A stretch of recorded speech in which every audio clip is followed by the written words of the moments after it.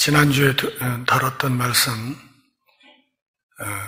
바리새인과 헤롯 당이 연합해서 예수님 앞에 도전했던 이야기 기억하실 것입니다. 가이사에게 세금을 내는 것이 옳습니까?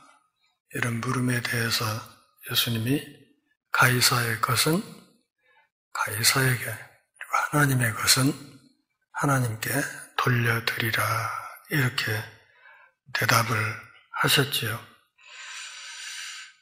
오늘 마태복음 22장 23절부터 46절까지 이 말씀은 고난주간에 화요일에 있었던 이야기를 다루고 있습니다. 23절부터 33절까지는 부활을 주제로 사두개인들이 예수님 앞에 도전했던 이야기를 다루고 있습니다. 23절이 말하고 있는 것처럼 사두개인들은 부활이 없다, 이렇게 생각했습니다. 사두개파 사람들은 예수님 당시 사회에서 아주 부유층 사람들이었습니다. 요즘으로 말하면 재벌급들이라 이렇게 보시면 되겠습니다. 그들은 성경 가운데서도 오직 모세 오경만 인정했습니다. 그리고 신앙의 교리에 있어서는 부활도 믿지 않고 또 사후 세계, 죽음 이후의 세계가 있다는 것도 인정하지 않았습니다. 그러니까 오늘 본문은 지난주에 바리새파와 헤롯 당 연합으로 예수님께 도전했던 이 흐름에 이제 드디어 사두개파 사람들도 가담했다, 이렇게 이해하시면 되겠습니다. 그러면서 그들은 신명기 25장 5절 6절에 있는 소위 계대혼인법의 말씀을 죽게 들고 예수님을 공격하기 시작했습니다. 계대혼인법이라는 것은 다른 것이 아니라 어떤 남자가 자식이 없이 죽게 되면 대가 끊기게 되죠. 그리고 대가 끊기게 되면 하나님이 그 가정에 주신 기업을 상속할 수가 없기 때문에 하나님이 주신 기업을 상속하도록 하기 위해서 손 아래 시동생이 형수와 함께 잠을 자고 그렇게 해서 생긴 첫 아이를 죽은 형의 상속자로 삼아서 하나님이 주신 기업을 물려받을 수 있도록 한 모세율법의 한 조항입니다. 이걸 근거로 해서 예수님 앞에 25절부터 28절까지 아주 불가능한 상황을 가정하면서 예수님 앞에 질문을 한 것입니다. 7형제가 있었고 첫째가 자식 없이 죽었는데 그렇게 해서 차근차근 7형제가 다 죽었다. 여러분, 이런 일이 일어날 수 있을까요? 실제 인간 세상에서 7형제가 있는데 차근차근 자식이 없이 7형제가 다 죽었다. 이런 일은 사실은 일어날 수가 없는 것입니다. 그런데 아주 불가능한 상황을 전제하면서 예수님 앞에 질문을 한 거죠. 7형제가 차근차근 다 죽었기 때문에 이 여자는 7 남자하고 산 셈이 된 거예요. 그래서 만일 부활이 있다고 한다면 나중에 이 여자가 도대체 누구의 여자가 될 것이냐.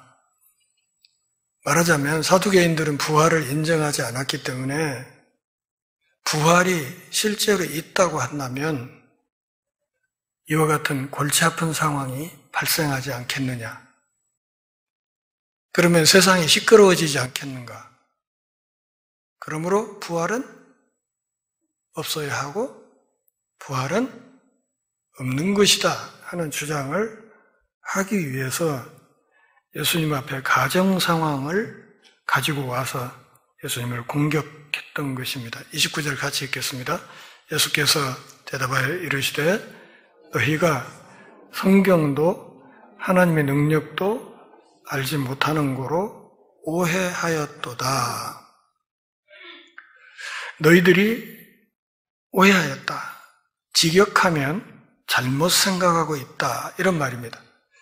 너희들이 잘못 생각하고 있는데 그 이유는 두 가지다. 첫째, 너희들이 성경을 모르기 때문이다. 둘째, 하나님의 능력을 너희들이 모르기 때문이다. 이렇게 대답을 했습니다. 특별히 성경도 모른다고 이야기를 할 때 예수님은 그들이 하나님의 말씀이라고 믿고 있는 모세 오경조차 모른다 하는 이야기를 하고 있는 것입니다. 이따 살펴보겠지만 32절에서 예수님은 출애굽기 3장 6절을 인용하면서 그들에게 대답을 하시기 때문입니다.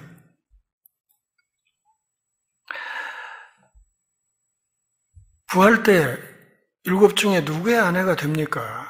참으로 골치 아픈 일 아닙니까?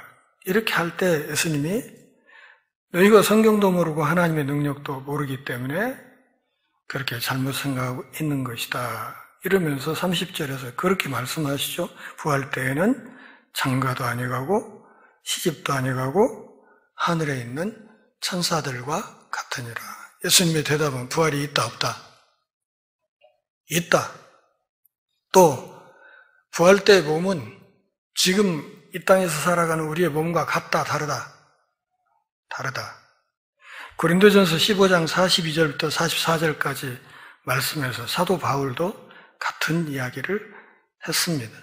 썩지 않을 몸이다, 영광스러운 몸이다, 강한 몸이다, 신령한 몸이다. 이렇게 부활의 몸을 설명하고 있습니다.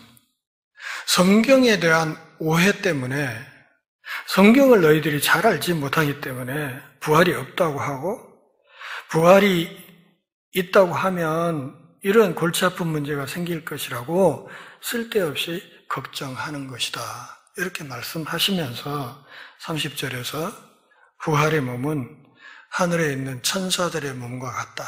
이렇게 대답을 하신 것입니다. 하나님 나라의 백성, 하나님 나라, 완성된 하나님 나라 백성의 총수를 요한계시록에서 14만 4천이라는 상징적인 숫자로 이야기합니다.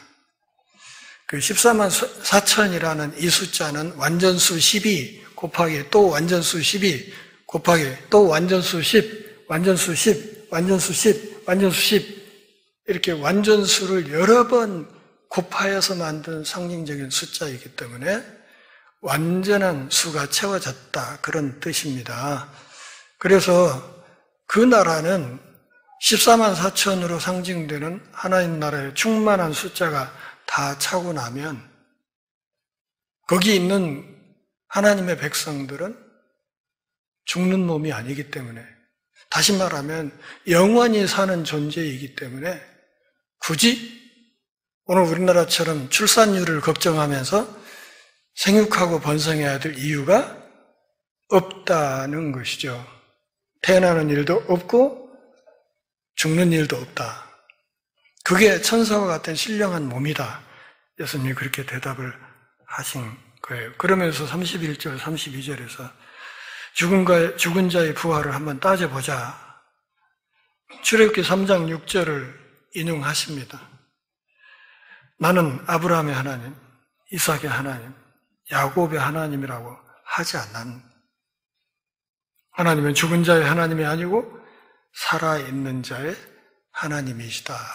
이렇게 출애굽기 3장 6절을 풀어 설명하심으로써 아브라함과 이삭과 야곱이 죽었다 살았다, 살았다고, 살아있다고 이야기를 하는 겁니다. 예수님이 이 말씀을 하실 때 아브라함과 이삭과 야곱은 지금 무덤 속에 있지만 예수님의 말씀은 다른 것이 아니라 이 세 족장과 하나님이 맺은 언약 관계가 여전히 유효하며 그 언약 관계에 따라서 그들에게 영생이 주어졌다 하는 사실을 말하는 겁니다. 하나님의 신실하심과 그 능력이 무덤 너머의 삶에 대한 희망을 갖게 하는 근거가 된다고 예수님이 대답하신 것입니다. 더 요약하면 우리가 죽은 뒤에도 하나님과의 관계가 지속된다 하는 것입니다. 그러니까 살아계신 하나님과의 관계가 지속되려면 그 사람들은 살아있어야 되죠. 지금 그것을 예수님이 설명하시면서 부활이 명확히 있는 것이다. 그리고 부활한 몸은 신령한 몸이고 영생하는 몸이다. 이렇게 말씀하시면서 이것은 하나님의 능력에 대한 믿음의 문제라는 사실을 말씀하시기 위해서 너희들이 하나님의 능력을 모르기 때문에 헛소리하는 거라고 말씀을 하셨던 것입니다. 부활은 결국 하나님의 능력에 대한 신뢰 문제라는 사실을 말씀하신 것입니다. 이렇게 해서 사두개인의 부활 논쟁을 물리쳤습니다.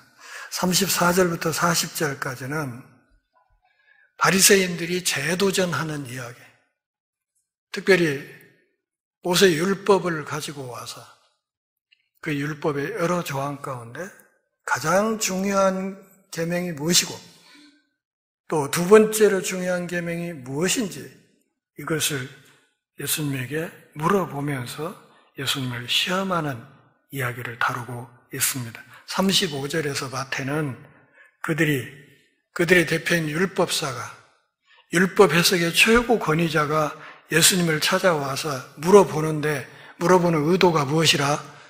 예수님을 시험하려는 것이다. 이렇게 얘기했습니다. 예수님을 시험하는 짓은 누가 하는 거예요? 이건 사탄이 하는 짓이에요. 마귀가 하는 짓을 그들이 하고 있다.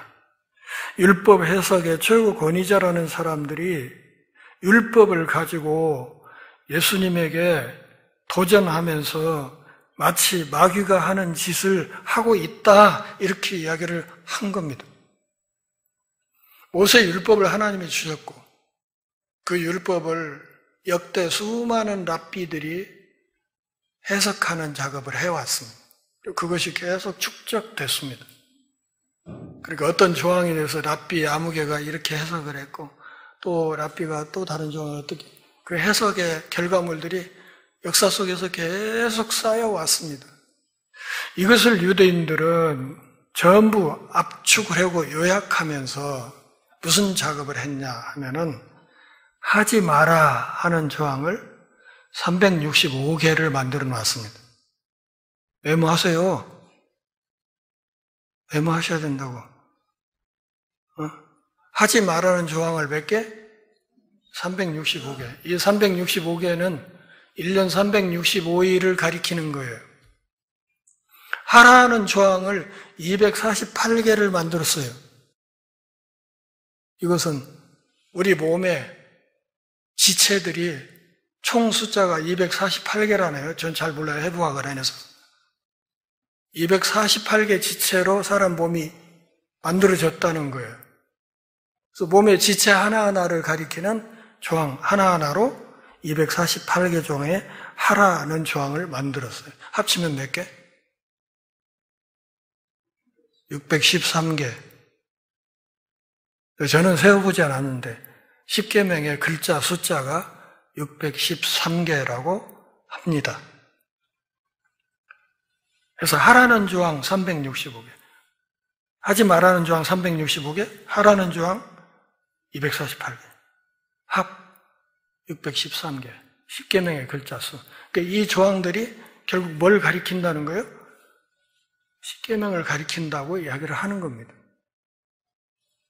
이 613개 조항 가운데서 가장 중요한 게 무엇인가? 이것이 당시 유대인들, 율법사들 사이에서 아주 첨예한 논쟁거리였어요. 나는 이 조항이 최고라고 본다. 아니, 그게 아니고 나는 이거. 어떤 교회에서 그랬다고 하죠. 그 교회 행사, 설립 기념 행사를 하는데 당회를 6시간에서 쇠머리 찰떡하기로 결론을 냈다고. 그런 것처럼 어떤 조항이 최고 중요한 조항인가를 가지고 계속 싸웠어요. 그러니까 이 율법 중에서 어느 계명이 가장 큽니까? 613개 중에. 그러니까 어떻게 대답을 해도 예수님은 공격을 당하게 되는 거죠. 그런 질문을 해서 예수님을 시험한 거예요. 37절 같이 읽습니다. 예수께서 이르시되 내 마음을 다하고 목숨을 다하고 뜻을 다하여 주 너의 하나님을 사랑하라 하셨으니 이것이 크고 첫째 되는 계명이요. 39절 둘째도 그와 같으니 네 이웃을 네 자신과 같이 사랑하라 하셨으니. 37절은 신명기 6장 4절 5절을 인용하신 말씀이고, 그리고 39절은 레위기 19장 18절 말씀을 인용한 거예요. 자, 아까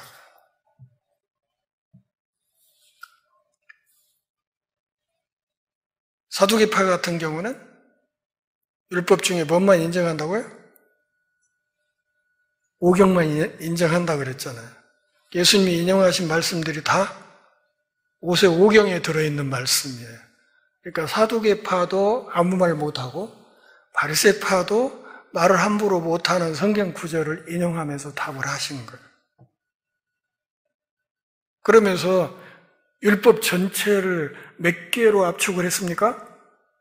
사랑의 이중계명 2개로 압축을 했어요. 율법 전체 613개 조항이 있어도 가장 중요한 핵심은 뭐냐? 하나님을 사랑하라는 거다. 그러니까 하나님 사랑도 그냥 대충 하는 게 아니라, 하다 마는 게 아니라, 띄엄띄엄 하는 게 아니라 다 하고 다 하고 다 하고 다 하는 그런 사랑이어야 된다고 이야기를 하는 거예요. 최선을 다하는 사랑, 목숨을 바치는 사랑이어야 된다. 그렇게 대답을 했어요. 그게 첫째고, 두 번째는 둘째도 그와 같다. 네 이웃을 내 자신같이 사랑하라 한 것이라. 자기 몸보다 더 아끼는 거 혹시 있습니까? 없죠. 옛날에 내 동생인가 하여튼 어렸을 때 이렇게 잠을 자는데 잠들기 전에 저한테 와서 그랬거든. 손가락 다쳤다고. 그래, 손가락을 보니까 여기 겉껍질 있잖아요. 피부에 겉껍질 이렇게까지만 약간 하얗게 일어나는 거 실처럼 그게 살짝 일어났어요. 뭐 통증도 못 느끼는 거예요. 근데 오빠 나 이게 다쳤다고 와서 이러는 거예요. 좀 이따 조용해서 봤더니 방 안쪽에 가서 누워서 자는데 자면서 이러고 있어요. 그 손가락 아프다 이거지. 잠자는 동작이 이래. 사람이 자기 몸을 아끼는 게 대단한 거구나. 자기 몸보다 더 끔찍이 아끼는 게 있으니까 그 이웃을 자기 몸처럼 그렇게 사랑해야 된다. 그렇게 이야기를 했습니다. 사랑의 이중계명을 주셨는데 하나님 사랑이 뿌리고 이웃 사랑은 열매입니다.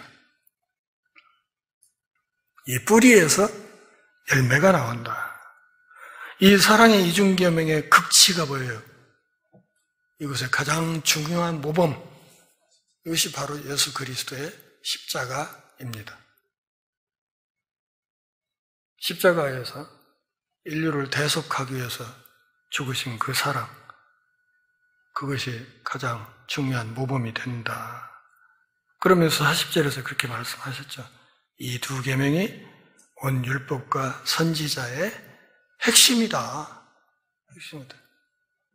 그러니까 613개 조항을 몇 개로 압축했습니까? 하나님은 10개로, 10계명으로 압축을 해주셨죠. 그리고 그 10계명을 다시 예수님은 몇 개로? 2개로 압축하셨죠. 1계명부터 4계명까지 하나님에 관한 하나님 사랑, 5계명부터 10계명까지 이웃사랑의 계명으로 2개로 압축을 했어요. 이걸 하나로 더 압축하면 어떻게 될까요? 사랑해라. 잔소리 말고. 그런 뜻이.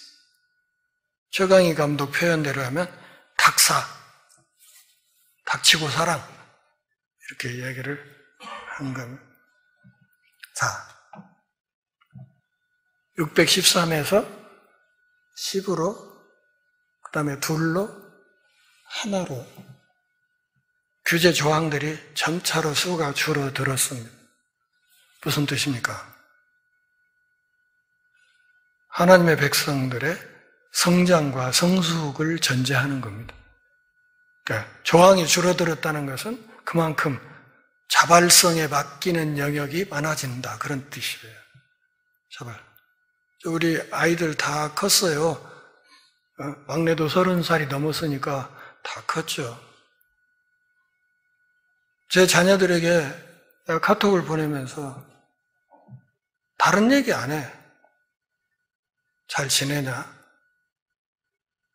잘 살고 있냐? 이게 전부예요.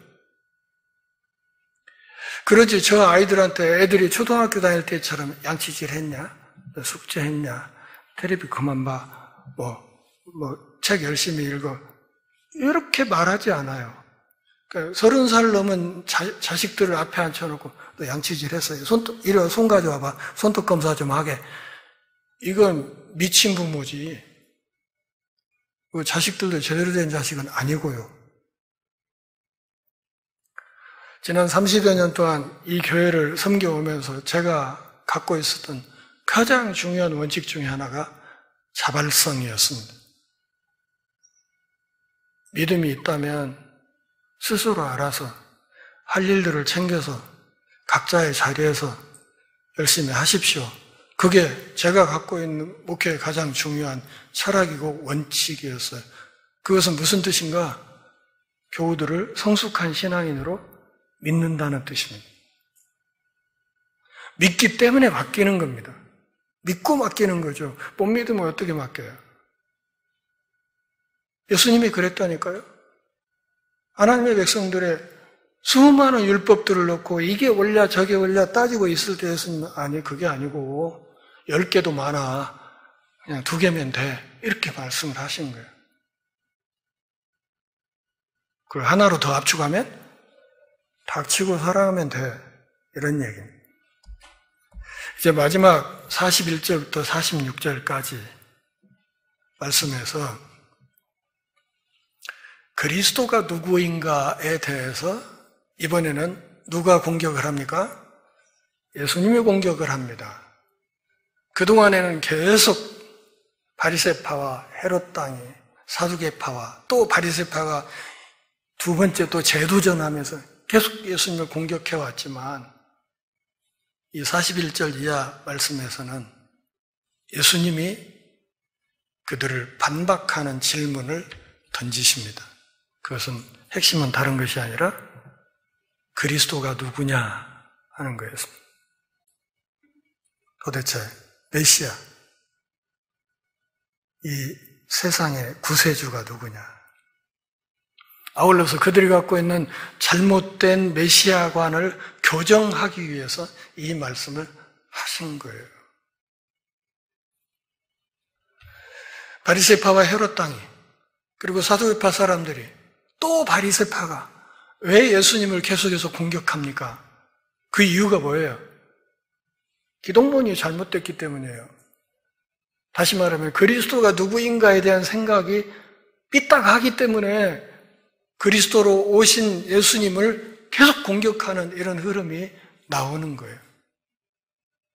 그래서 예수님이 좀 안 되겠다 생각하셨던지 마지막으로 그들에게 반문함으로써 그들이 질문하는 입을 막는 작업을 합니다. 그래서 오늘 보면 46절에 보면 그 후로는 아무도 덤비는 자가 없었다 그렇게 기록이 되어 있지 않습니까? 예수님이 질문합니다. 바리새인들이 모였을 때 42절 같이 읽습니다. 너희는 그리스도에 대하여 어떻게 생각하느냐? 누구의 자손이냐? 대답하되 다윗의 자손입니다. 성경에 그리스도가 누구의 자손이라고 되어 있느냐 물으니까 성경의 전문가들답게 대답을 잘 했습니다. 다윗의 자손, 다윗의 후손으로 온다고 되어 있습니다. 그런데 그들이 대답하는 이 다윗의 자손이라는 이 말은 예수님이 생각하는 그리스도 개념과는 상당히 차이가 있는 개념이에요. 이 사람들이 다윗 왕의 후손으로 오신다고 했다고 대답할 때 이 그리스도는 정치적인 그리스도예요. 그래서 다윗 왕국을 재건해서 지금 우리를 식민 통치하고 있는 이 로마 제국을 때려 부수고 민족을 독립시킬 정치적인 메시아라는 관점에서 다윗의 자손이라는 생각을 하고 그렇게 대답을 한 거예요. 그러자 예수님이 43절에서 시편 110편 1절 말씀을 인용하면서 말씀을 이어갑니다. 그러면 다윗이 성령에 감동되어 어떻게 그리스도를 주라 일컬어서 말하면서 주께서 내 주께 이르시되 내가 네 원수를 내 발 아래 둘 때까지 내 우편에 앉아 있으라 하였느냐.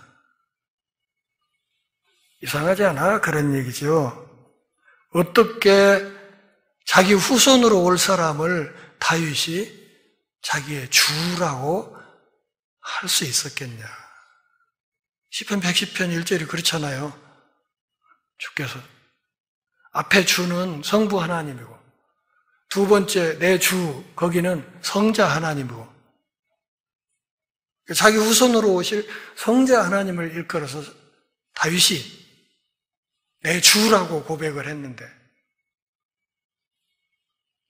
이런 고백이 인간의 생각으로 고백이 된 것이 아니고 43절을 보면 성령께서 다윗에게 감동하심으로 그의 입에서 그런 고백이 나올 수 있었다고 말하는 겁니다. 그러니까 성령 하나님과 인간 다윗의 합작으로 시편 110편 1절 말씀이 나왔다는 거예요.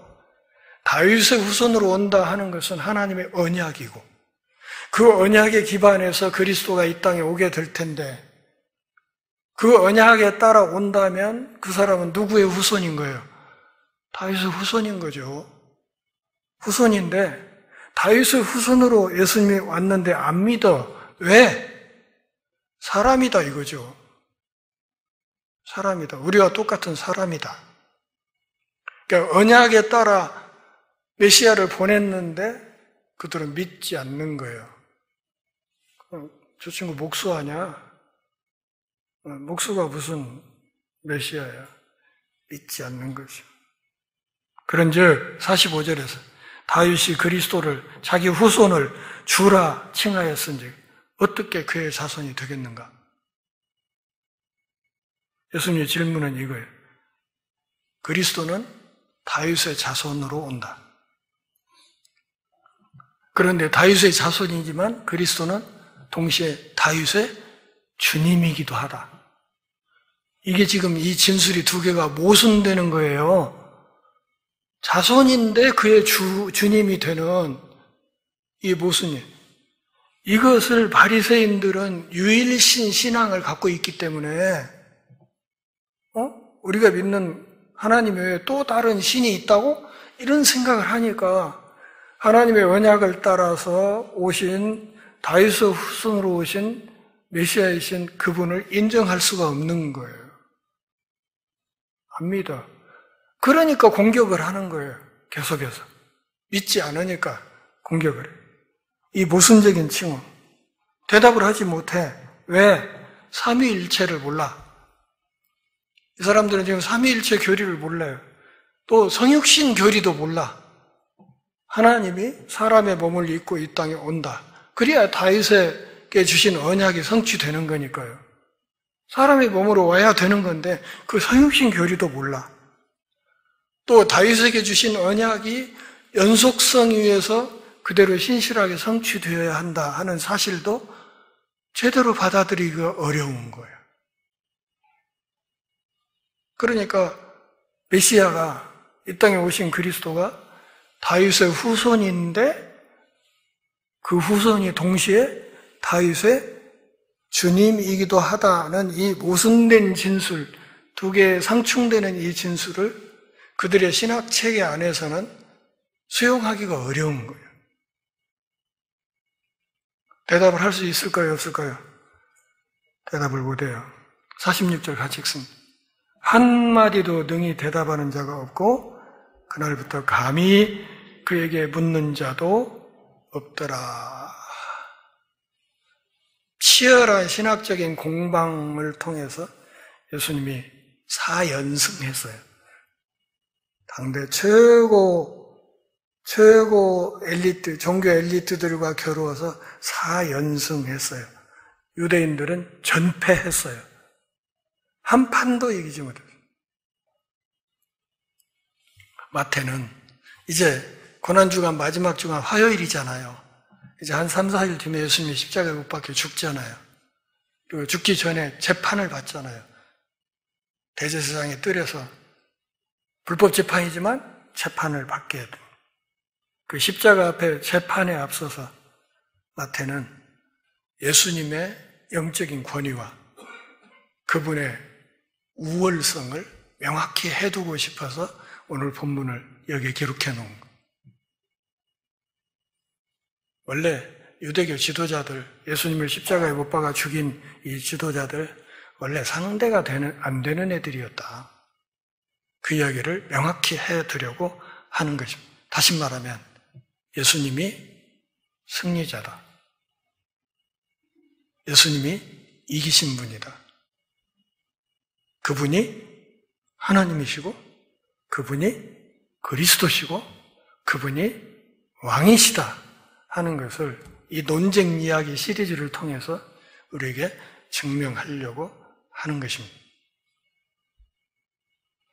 사랑하는 동역자 여러분, 부활이 있을까요? 없을까요?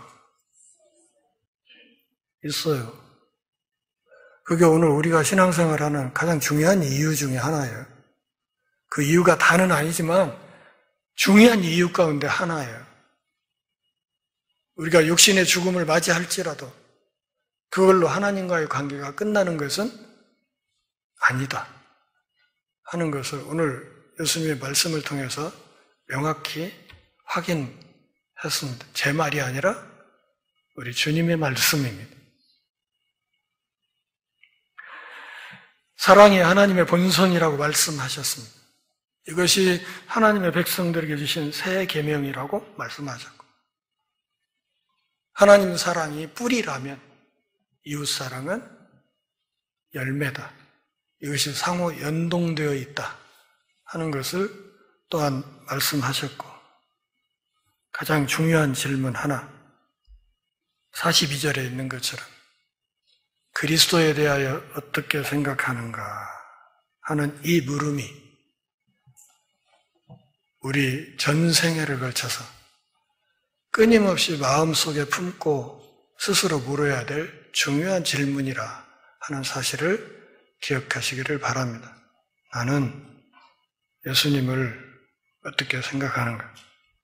그분은 내 삶에 있어서 도대체 누구이고 어떤 분이신가? 이것에 대한 끊임없는 답변을 우리의 삶 전체를 통해서 만들어가야 되는 것입니다.